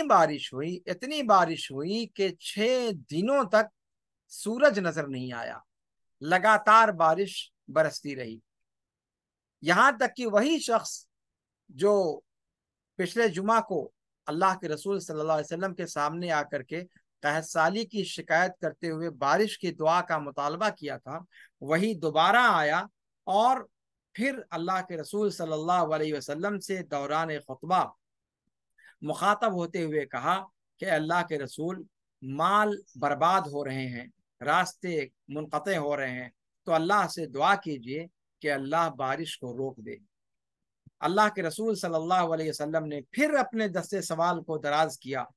اور اللہ رب العالمین سے دعا فرماتے ہوئے کہا کہ اللہ، ہم پر بارش نہ برسا، ہمارے ارد گرد اس بارش کا رخ پھیر دے۔ اے اللہ، ٹیلوں پر، پہاڑوں پر، چوٹیوں پر، جنگلات کی جگہوں پر بارش کا رخ موڑ دے۔ تو کہتے ہیں کہ بارش رک گئی، یہاں تک کہ ہم اس حال میں مسجد سے نکلے کہ سورج اپنی آب و تاب کے ساتھ مدینے کی آسمان پر چمک رہا تھا۔ اب یہاں پر آپ دیکھیں، اس واقعے کے اندر اس اعرابی نے، جیسا کہ بعض روایات میں اس کی صراحت آئی ہے کہ وہ مدینے کا نہیں تھا، مدینے کے اندر رہنے والے صحابہ اس جرت مندی کے ساتھ اللہ کے رسول صلی اللہ علیہ وسلم کے سامنے بے خوف ہو کر گفتگو نہیں کر پاتے تھے۔ اللہ کے رسول صلی اللہ علیہ وسلم کے سامنے صحابہ کرام مؤدب ہو کر کے رہتے تھے، آپ جانتے ہیں، اور جرت نہیں ہوا کرتی تھی کہ صحابہ میں سے کوئی آپ صلی اللہ علیہ وسلم کے سامنے لب کشائی کی جرت کرے۔ لیکن یہ جو انداز ذکر کیا گیا ہے، پہلے جمعہ کو آیا، دوسرے جمعہ کو آیا، اور بالکل جری انداز میں اللہ کے رسول صلی اللہ علیہ وسلم کو دوران خطبہ روک کر کے اور بات کہی، یہ جو طریقہ ہے، یہ صحابہ کرام کا جو آپ صلی اللہ علیہ وسلم کے ساتھ برابر رہا کرتے تھے ان کا طریقہ نہیں ہے، یہ ایک بدو کا طریقہ ہے۔ بدو کے لوگ ذرا سا موٹی طبیعت کے ہوتے تھے، سخت اور تند مزاج کے ہوتے تھے، جیسا کہ قرآن نے بھی سورہ توبہ میں اس کا نقشہ کھینچا ہے ان لوگوں کے اخلاق کا، تو یہ ان میں سے تھا۔ لیکن بہرحال یہاں پر اس کو بھی اتنا شعور تھا کہ اس طرح کے موقعوں پر اگر وہ کسی نیک آدمی کا وسیلہ پکڑے تو کامیاب ہو سکتا ہے، اور کامیابی جیسا کہ دیکھ رہے ہیں آپ کہ اللہ کے رسول صلی اللہ علیہ وسلم سے بڑا صالح اور متقی اور پرہیزگار آپ صلی اللہ علیہ وسلم کی حیات طیبہ میں کوئی اور نہیں تھا، فداہ ابی و امی صلوات ربی وسلامہ علیہ۔ تو انہوں نے جو ہے انتخاب کیا اگر مطالبے کا، تو کس کا انتخاب کیا؟ اللہ کے رسول صلی اللہ علیہ وسلم کا، اور اللہ کے رسول صلی اللہ علیہ وسلم نے ان کے مطالبے پر اللہ سے دعا کی، اور اللہ رب العالمین نے ان کی دعا کو شرف قبولیت بخشا اور بارش اتارا بھی، اور پھر بارش کو روکا بھی، جب یا بارش کو کا رخ بھی موڑ دیا جب یہاں ضرورت پوری ہو گئی۔ اس شرح کے ایک راوی ہیں، کہتے ہیں کہ میں نے انس سے پوچھا، انس بن مالک رضی اللہ تعالیٰ عنہ جو اس روایت کے راوی ہیں، ان سے ہم نے پوچھا کہ کیا اگلے جمعہ کو بھی ٹھیک وہی بندہ آیا تھا جس نے پہلے جمعہ کو آ کر کے بارش کا مطالبہ کیا تھا؟ انس کہتے ہیں کہ مجھے نہیں معلوم، بہرحال یہ وہی بندہ تھا یا کوئی اور بندہ تھا، لیکن بہرحال واقعہ اپنی جگہ پر ثابت ہے، اور بخاری شریف کے اندر امام بخاری نے اس کو نقل کیا ہے۔ صحیحین میں ایک روایت مروی ہے کہ جب اللہ کے رسول صلی اللہ علیہ وسلم نے یہ بیان فرمایا کہ امت محمدیہ میں سے 70,000 لوگ ایسے ہوں گے جو جنت میں بغیر حساب کے اور بغیر کسی عذاب کے جنت میں داخل کیے جائیں گے، جنت میں داخل ہوں گے۔ تو ان کا وصف بیان کرتے ہوئے، ان کی صفت بیان کرتے ہوئے اللہ کے رسول صلی اللہ علیہ وسلم نے فرمایا تھا کہ ہم الذین لا یسترقون ولا یکتبون ولا یتطیرون وعلی ربہم یتوکلون، کہ یہ وہ لوگ ہوں گے جو رقیہ طلب نہیں کرتے، جو پوچھنے نہیں لگواتے، جو بدشگونی نہیں لیتے، اور جو صرف اور صرف اپنے رب پر توکل کرتے ہیں۔ جب آپ صلی اللہ علیہ وسلم نے یہ وصف بیان کیا ان 70,000 لوگوں کا جو امت محمدیہ میں سے بغیر حساب و عذاب کے جنت کے اندر داخل ہوں گے، یعنی اولین دخول ان کا ہوگا،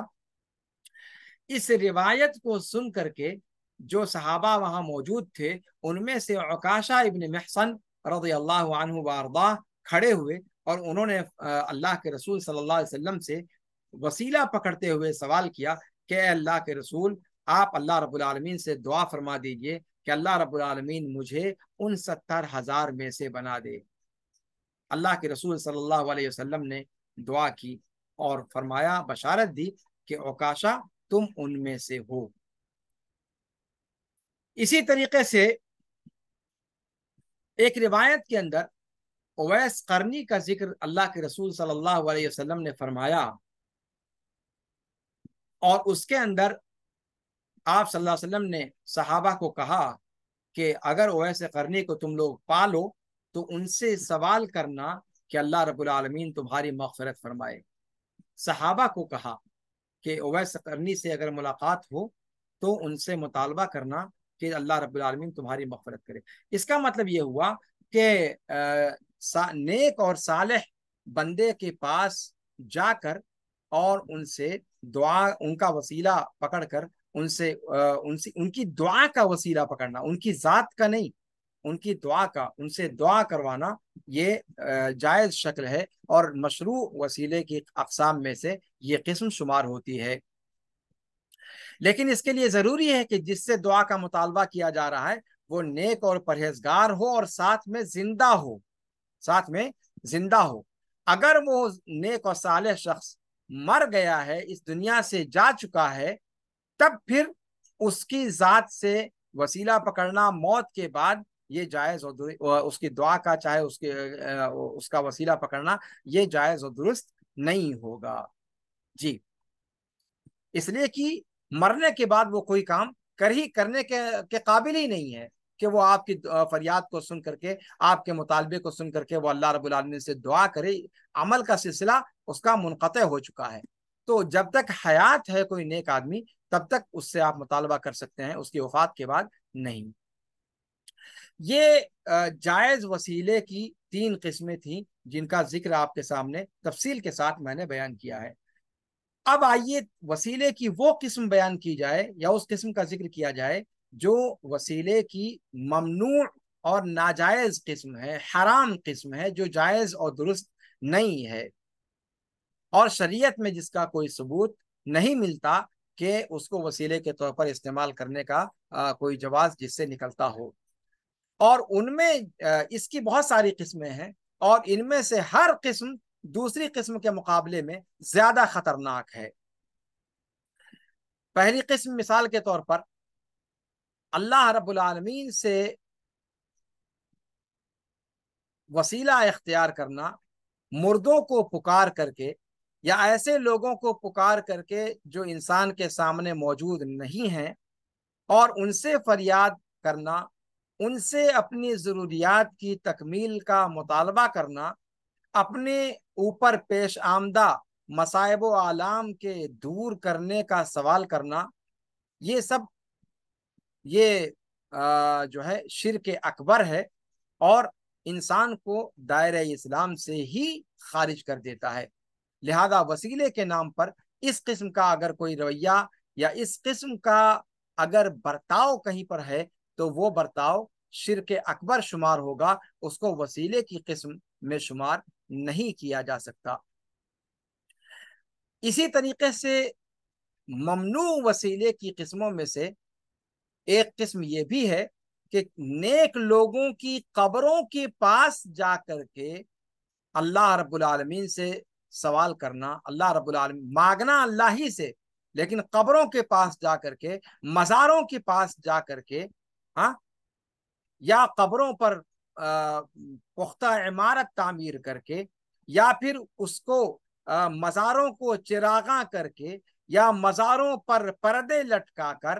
یہ سارے کے سارے اعمال ممنوع وسیلے کے قبیل سے ہیں اور یہ جائز نہیں ہے، اور یہ سب شرک اصغر ہیں جو کمال توحید کے برعکس ہیں، کمال توحید کے خلاف ہیں، اور شرک اکبر تک پہنچانے کا ایک بہت مؤثر ذریعہ ہیں۔ اسی طریقے سے غیر جائز یا ناجائز وسیلے کی قسموں میں سے ایک قسم یہ بھی ہے کہ اللہ رب العالمین ہی سے سوال کیا جائے، لیکن انبیاء اور صالحین کی جاہ کا حوالہ دے کر، اے اللہ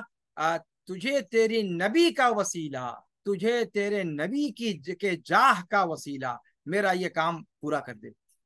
یہ بھی یا پھر امت میں سے، اے اللہ تجھے فلاں ولی کی جاہ کا وسیلہ، اے اللہ تجھے فلاں نیک بندے کی جاہ کا وسیلہ کہ تم میرا یہ کام کر دے۔ مانگا اللہ ہی سے، لیکن یہ جو وسیلہ اختیار کیا یہ وسیلہ جائز نہیں ہے، اس لیے کہ اگر کسی نیک آدمی کا کوئی جاہ اور کوئی وسیلہ اور کوئی مقام و مرتبہ اللہ کے نزدیک ہے تو وہ خود ان کے لیے ہے، وہ آپ کے لیے نہیں ہے، وہ صرف ان کے لیے ہے، آپ کے لیے نہیں ہے، بلکہ وہ مقام اور وہ مرتبہ جو انہوں نے حاصل کیا ہے اللہ رب العالمین کا مقرب بن کر، وہ انہوں نے اپنے اعمال کے ذریعے سے حاصل کیا ہے، اور اس تقرب کا فائدہ خود ان اولیاء و صالحین اور انبیاء کو ہوگا، لیکن آپ کو اس سے کوئی فائدہ نہیں پہنچنے والا ہے، لہذا اس کا وسیلہ آپ کیوں پکڑیں؟ آپ کے لیے وہ چیز جائز اور درست نہیں ہے۔ اللہ رب العالمین نے فرمایا سورہ نجم کے اندر آیت نمبر 39 کہ وَأَن لَيْسَ لِلْإِنسَانِ إِلَّا مَا سَعَى، کہ حضرت انسان کے لیے صرف وہی کچھ ہے جس کی وہ خود تگ و دو کرتا ہے، اس کے علاوہ اس کے لیے کچھ نہیں ہے۔ تو انسان اپنا جو کام کرتا ہے صرف وہی اس کے حق میں ہے اور اس کے کام آ سکتا ہے، اور کوئی چیز اس کے کام، کسی اور کا جاہ، کسی اور کا مقام، کسی اور کا مرتبہ، وہ کسی دوسرے کے لیے مفید اور منفعت بخش ثابت نہیں ہو سکتا۔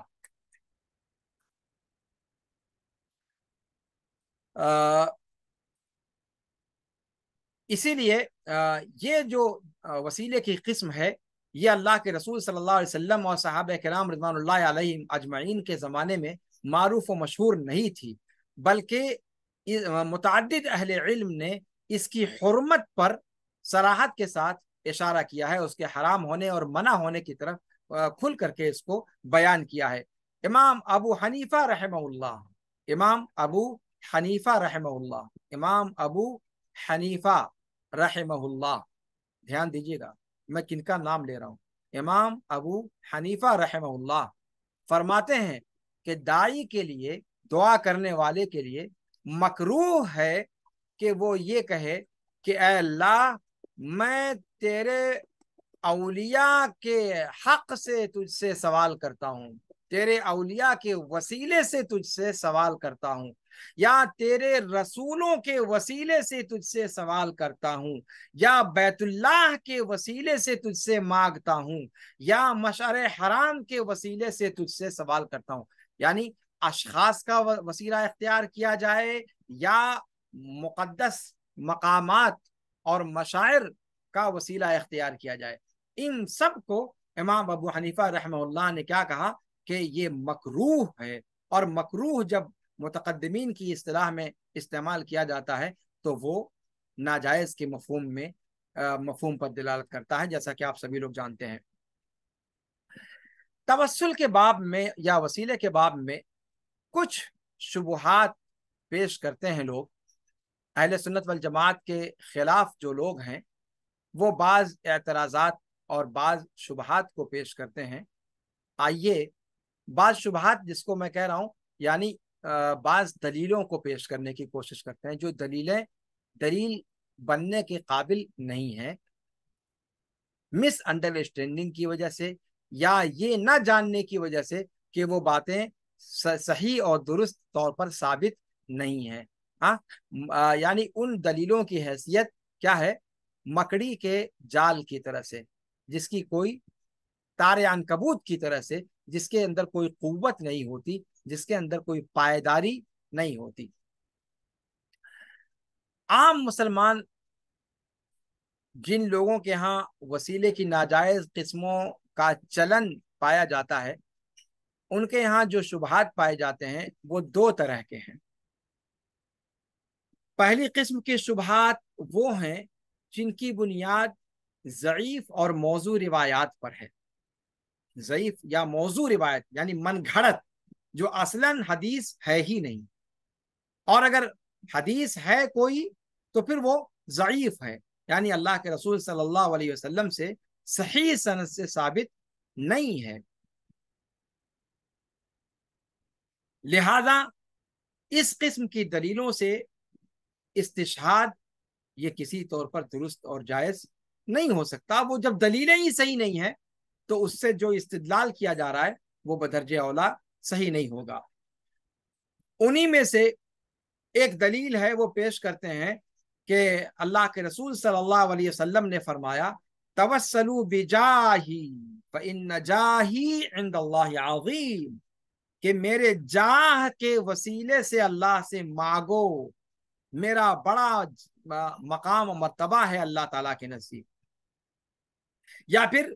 ان الفاظ کے ساتھ اس کو نقل کرتے ہیں اس حدیث کو کہ اذا سألتم اللہ فاسألوہ بجاہی، کہ جب اللہ سے سوال کرو تو میری جاہ کے وسیلے سے سوال کرو، اس لیے کہ میرا مقام و مرتبہ، میرا جاہ اللہ رب العالمین کے نزدیک بہت عظیم ہے. کہتے ہیں کہ یہ باطل ہے، یہ حدیث ہے ہی نہیں. اہل علم میں سے کسی نے اس حدیث کو ذکر نہیں کیا ہے، اور نہ ہی حدیث کی کسی کتاب میں یہ حدیث موجود ہے. یہ شبہ بھی ختم ہو گیا. یہ دلیل بھی آپ جیسا کہ دیکھ رہے ہیں کہ تار عنکبوت ہے، بالکل موضوع چیز ہے، واہی تباہی چیز ہے جس کی کوئی اساس اور بنیاد نہیں ہے. دوسری دلیل پیش کرتے ہیں کہ حدیث میں آیا ہے اذا اعیتکم الامور فعلیکم باہل القبور، جب معاملات تم پر پریشان کن ہو جائیں، تمہیں تھکا مارے، تو پھر قبر والوں کے پاس، قبر والوں کو لازم پکڑو، وہی تمہاری سنوائی کر سکتے ہیں. مضمون ہی بتلا رہا ہے، یعنی اس کے اندر جو پھس پھسا پن ہے، پھس پھسا پن، یعنی بولتے ہوئے آپ دیکھیں یہ، یعنی ابن قیم رحمہ اللہ نے جو المنار المنیف لکھی ہے اس میں انہوں نے بہت ساری علامات بتلائی ہیں ضعیف و موضوع روایتوں کو پہچاننے کی. اس میں سے ایک چیز انہوں نے یہ بھی ذکر کی ہے کہ مطلب جو اس قسم کی روایتی ہوتی، جو اللہ کے رسول صلی اللہ علیہ وسلم سے ثابت احادیث ہیں، ان میں ایک نور ہوتا ہے، ایک چمک ہوتی ہے، ایک لمعان ہوتا ہے، اس میں ایک وقار ہوتا ہے. اب آپ دیکھیں یہ سب چیزیں ایسا لگتا ہے کہ یہ میڈ ان انڈیا حدیث ہے یا میڈ ان یورپ حدیث ہے. اس قسم کا کوئی گدھا آدمی بنانے والا ہے جو مطلب عربی اسالیب تک سے آشنا نہیں ہے. مطلب اتنی بھونڈی بات، اذا اعیتکم الامور فعلیکم باہل القبور، ایسا لگتا ہے کہ عصر مملوکی کا کوئی شخص زبردستی کی عربی بنا کر کے اور حدیث کے نام پر اس کو رائج کر رہا ہے. کیا مطلب ہوا کہ جب معاملات تم پر جب معاملات تمہیں تھکا مارے اور معاملات حل نہ ہو رہے ہوں، تب کیا کرو؟ فعلیکم باہل القبور، تو تمہارے اوپر لازم ہے کہ قبر والوں کی مدد لو. اسی طریقے سے فاستغیثوا باہل القبور، دوسری جگہ پر اس کو ایسے نقل کیا ہے کہ علیکم باہل القبور کے بجائے کیا کہا ہے؟ فاستغیثوا باہل القبور، تو قبر والوں سے فریاد کرنے لگو جب معاملات تمہیں عاجز کر دیں اور تمہارے بس میں نہ رہ جائیں. کہتے ہیں یہ حدیث ہے ہی نہیں، یہ مکذوب ہے، جھوٹے طور پر گڑھ کر کے اللہ کے رسول صلی اللہ علیہ وسلم کے نام پر یہ کھوٹا سکہ ہے جسے چلانے کی کوشش کی جا رہی ہے. اور یہ تمام علماء کا متفقہ قول ہے. یہ نہیں کہ زید عمر بکر زید یہ کہہ رہا ہے عمر یہ کہہ رہا ہے. یہ متفقہ طور پر علماء نے کہا ہے کہ یہ روایت ہے ہی نہیں, یہ حدیث ہے ہی نہیں, یہ اللہ کے رسول صلی اللہ علیہ وسلم پر جھوٹ باندھا گیا ہے. اسی طریقے سے ایک حدیث پیش کی جاتی ہے کہ اگر تم میں سے کوئی آدمی ایک پتھر سے بھی حسن ظن قائم کر لے تو وہ پتھر بھی اس کے لیے فائدہ بخش ثابت ہو سکتا ہے. کیا دیکھ رہے ہیں آپ؟ کوئی دم نہیں ہے, کوئی اس کے اندر قوت نہیں, لا یعنی بات. یہ بھی حدیث باطل ہے اور اسلام مذہب اسلام کے خلاف ہے. بعض مشرکین نے اس کو گڑھا ہے اور گڑھ کر کے اس کو حدیث کے نام پر اس کی مارکیٹنگ شروع کر دی ہے. اسی طریقے سے ایک حدیث یہ بیان کی جاتی ہے کہ آدم علیہ الصلوۃ والسلام, آدم علیہ وعلی نبینا الصلوۃ والتسلیم نے جب غلطی کی, معروف ہے آدم علیہ الصلوۃ والسلام کو درخت سے روکا گیا تھا اور اس درخت کا پھل کھا لیا تھا. مشہور ہے قرآن کریم کے سورہ بقرہ میں اور سورہ اعراف میں اور بہت ساری صورتوں میں اس واقعے کو ذکر کیا گیا ہے. کہتے ہیں کہ جب آدم علیہ الصلوۃ والسلام سے غلطی سرزد ہوئی تو انہوں نے اس موقع پر کہا کہ یا ربی اسألک بحق محمد لما غفرت لی, اے اللہ محمد صلی اللہ علیہ وسلم کے وسیلے سے, ان کی جاہ سے, ان کے حق سے میں سوال کرتا ہوں کہ تو مجھے بخش دے. اللہ تعالیٰ کو بھی تعجب ہو گیا, اللہ تعالیٰ کو تعجب ہو گیا, اے آدم تمہیں محمد کے بارے میں کیسے پتا؟ ابھی تو میں نے انہیں پیدا ہی نہیں کرا. دیکھیں یہ حدیث ہے, نعوذ باللہ. یعنی عقیدے کے اعتبار سے آپ اس کے, یعنی مصیبت یہ ہے کہ ہمارے یہاں چھان پھٹک کا مزاج نہیں, اور اسالیب کو سمجھنے کا سلیقہ بھی اللہ تعالیٰ نے چھین رکھا ہے اس قسم کے بے توفیقے لوگوں سے. سوچتے ہی نہیں کہ کیا اس قسم کی بات ہو بھی سکتی ہے. کہا کہ صاحب آدم تمہیں محمد کے بارے میں کیسے پتا چلا؟ ابھی تو میں نے انہیں پیدا بھی نہیں کیا. کہا کہ اے میرے رب تجھے نہیں معلوم, میں بتاتا ہوں کہ میں کیسے جانتا ہوں. جب تو نے مجھے اپنے ہاتھ سے پیدا کیا اور اپنی روح سے مجھ میں پھونکا, اور تو میں نے اپنا سر اٹھایا, اور جب میں نے سر اٹھایا تو تیرے عرش کے پایوں پر لکھا ہوا تھا لا الہ الا اللہ محمد الرسول اللہ. تو مجھے پتا چل گیا کہ تو نے کسی ہستی کا نام جب اپنے نام کے ساتھ جوڑا ہے تو یقیناً وہ ہستی ساری ہستیوں میں سب سے زیادہ تیرے نزدیک محبوب ہوگی. اللہ تعالیٰ کو بڑا اچھا لگا, کیا بات کہی آدم, میں تو مست ہو گیا.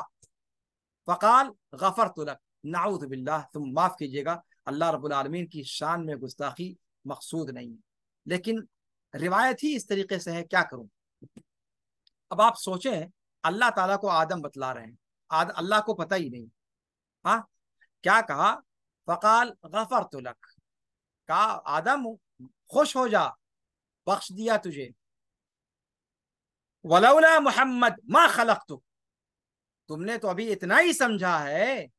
میں اور آگے کی چیز بتلاتا ہوں وہ بھی سن لے. اور وہ کیا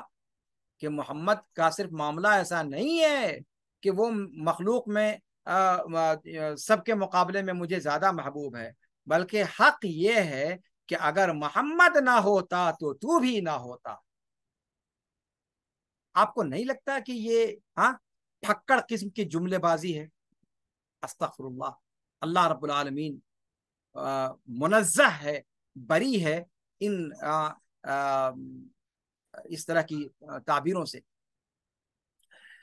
یہ حدیث باطل ہے, اس کی کوئی اساس نہیں ہے. لیکن معاف کیجئے گا کہ رونا یہ ہے کہ ہمارے یہاں خاص طور سے اردو دا طبقے کے اندر یا تصوف زدہ سماج و سوسائٹی جہاں بھی ان کا غلبہ رہا ہے, ان تمام جگہوں پر ان صوفیوں نے ایسی مٹی پلید کی ہے عقیدے کی کہ الامان والحفیظ.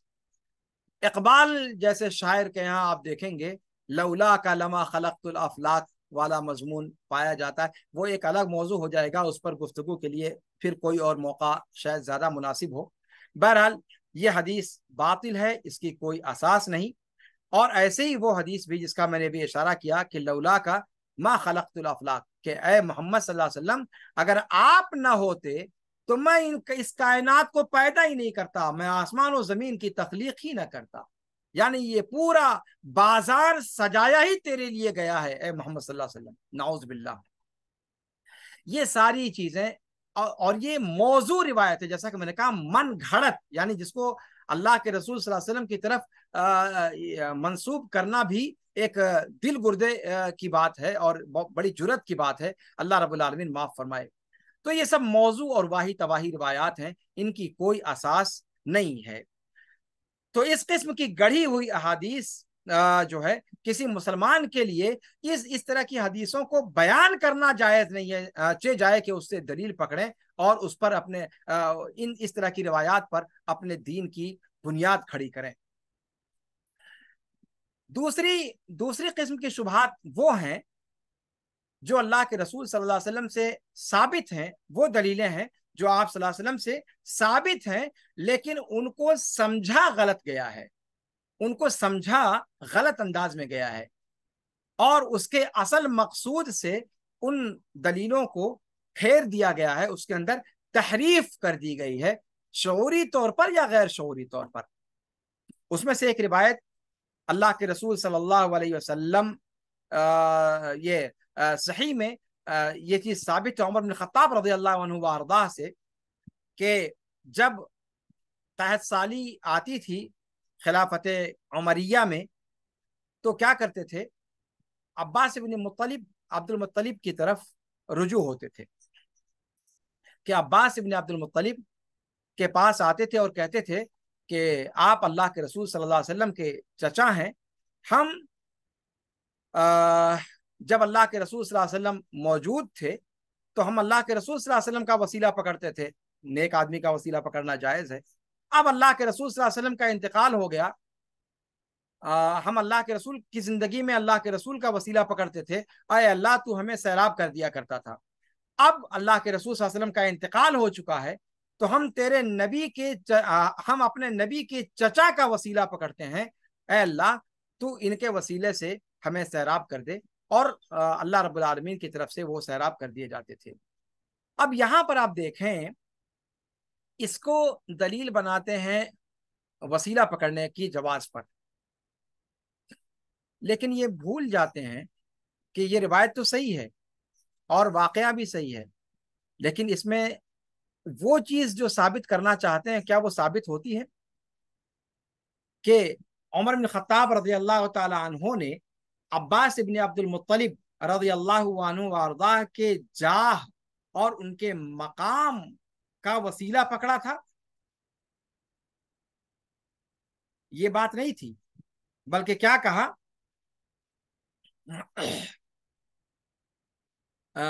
یہ عباس ابن عبد المطلب رضی اللہ عنہ وارضاہ کے جاہ کا وسیلہ پکڑنا نہیں تھا، بلکہ کس چیز کا وسیلہ پکڑنا تھا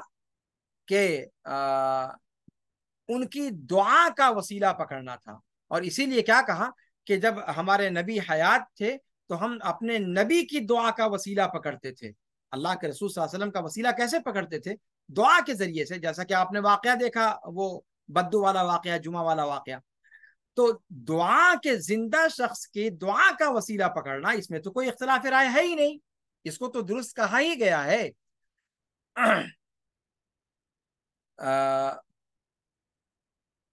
اگر ذات کا وسیلہ پکڑنا جائز ہوتا جو وہ ثابت کرنا چاہتے ہیں، تو پھر ذات کا وسیلہ عباس سے کیوں پکڑتے؟ اللہ کے رسول صلی اللہ علیہ وسلم کی قبر مدینے کے اندر موجود تھی، وہاں جا کر کے اللہ کے رسول صلی اللہ علیہ وسلم کی ذات کا براہ راست اللہ کے رسول صلی اللہ علیہ وسلم کی ذات کا وسیلہ پکڑتے، لیکن ایسا نہیں کیا۔ اس کا مطلب یہ ہوا کہ ان کا مقصود عمر بن خطاب رضی اللہ تعالی عنہ کا کیا تھا؟ زندہ شخص کی دعا کا وسیلہ پکڑنا مقصود تھا، اور یہی وسیلہ اللہ کے رسول صلی اللہ علیہ وسلم کی زندگی میں اللہ کے رسول سے پکڑا کرتے تھے۔ اللہ کے رسول صلی اللہ علیہ وسلم کے انتقال کے بعد ان کے چچا عباس بن عبد المطلب رضی اللہ عنہ وارضاہ کی دعا کا وسیلہ پکڑنے لگے۔ تو یہ دعا کا وسیلہ پکڑنا ہے اور یہ جائز ہے، اس میں کوئی اختلاف کی بات نہیں ہے جی۔ تو اس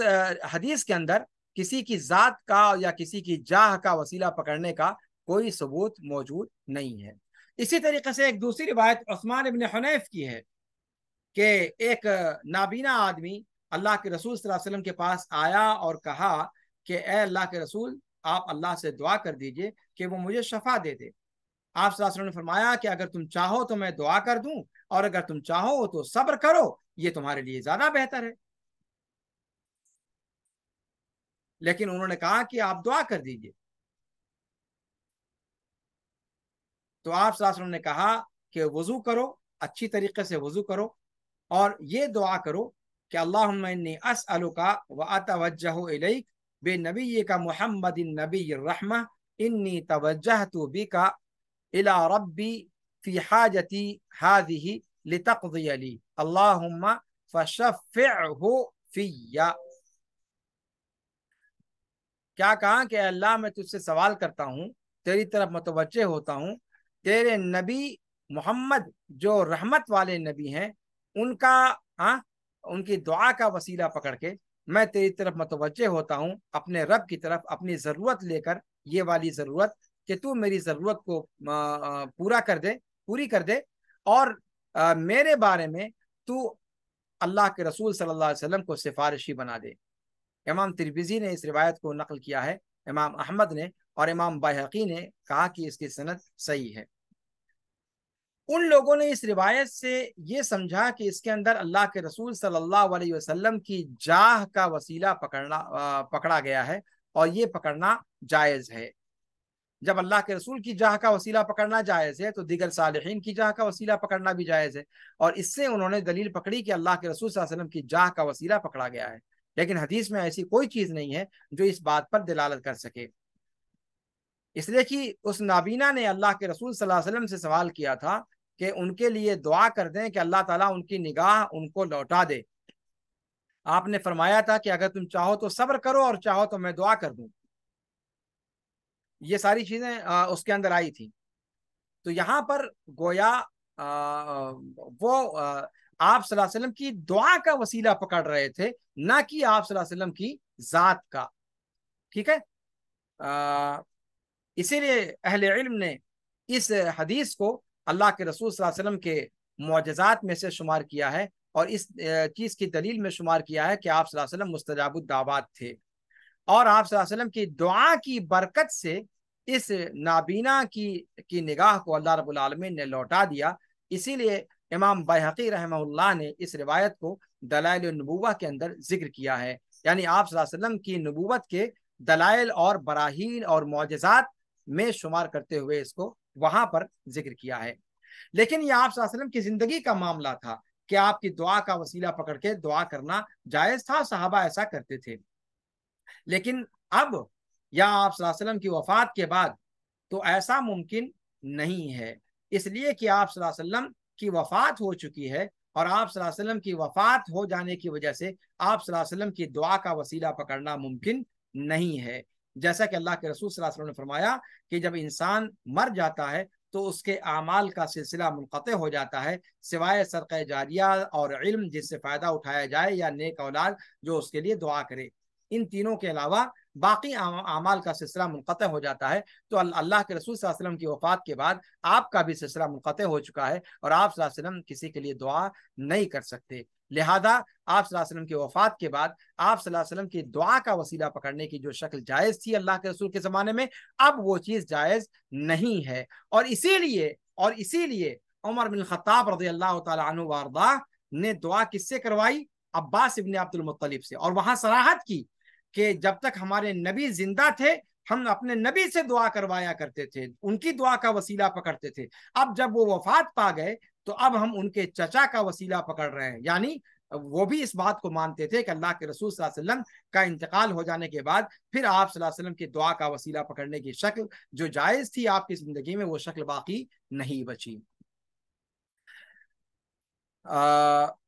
اس سے کیا پتا چلا کہ جن لوگوں نے باطل یا غیر جائز وسیلے کی جائز ہونے کی دلیلیں پکڑی ہیں ان کی دلیلیں دو طرح کی ہیں۔ ایک تو وہ ہیں جو اصلاً موضوع اور ضعیف ہیں جن سے استدلال کرنا درست نہیں ہے، اور دوسری وہ دلیلیں ہیں جو صحیح ہیں لیکن ان کو سمجھا غلط گیا ہے اور ان سے استدلال غیر مناسب استدلال کیا گیا ہے جس پر وہ دلیلیں دلالت نہیں کرتی۔ تو یہ توسل کا موضوع تھا۔ یہاں سے توحید الوہیت پر ڈاکہ ڈالا جاتا ہے یا توحید الوہیت کے باب میں کوتاہی ہم مسلمانوں کے ہاں مسلم سوسائٹی یا مسلم سماج کے اندر پائی جاتی ہے۔ ایک بڑا جو طبقہ ہے وہ وسیلے کے باب سے اس باب کے اندر گمراہی کا شکار ہوتا ہے۔ اس پر آج گفتگو ہوئی۔ اب انشاءاللہ اسی کیا کہتے ہیں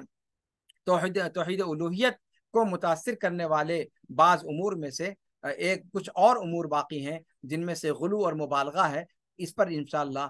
اگلے درس میں گفتگو کی جائے گی۔ آج کا درس بس اسی پر ختم کیا جاتا ہے۔ اللہ رب العالمین سے دعا ہے کہ اللہ رب العالمین ہمیں شریعت مطہرہ کے نصوص کو سمجھنے کی توفیق عطا فرمائے۔ اللہ رب العالمین ہمیں اللہ کے رسول صلی اللہ علیہ وسلم، صحابہ کرام اور اسلاف اعظام کے عقیدے کو سمجھنے اور ان کے مطابق اپنے عقیدے کو بنانے اور اس عقیدے کے مطابق اپنے اعمال انجام دینے کی توفیق عطا فرمائے۔ اللہ رب العالمین ہمیں جب تک زندہ رکھے پکا اور سچا مسلمان بنا کر زندہ رکھے، اور جب ہمارا خاتمہ ہو تو اللہ رب العالمین ہمارا حشر ہمارے نبی، ہمارے حبیب، ہمارے آقا جناب محمد رسول اللہ صلی اللہ علیہ وآلہ وصحبہ وسلم فداہ ابی و امی صلوات ربی وسلام علیہ کے ساتھ اللہ رب العالمین ہمارا حشر فرمائے اور ہمیں جنت الفردوس میں جگہ عطا فرمائے۔ هذا وصلی اللہ وسلم علی نبینا محمد وعلى آلہ وصحبہ اجمعین۔ سبحانک اللہم وبحمدک، اشہد ان لا الہ الا انت، استغفرک واتوب الیک۔ والسلام علیکم ورحمۃ اللہ تعالی وبرکاتہ۔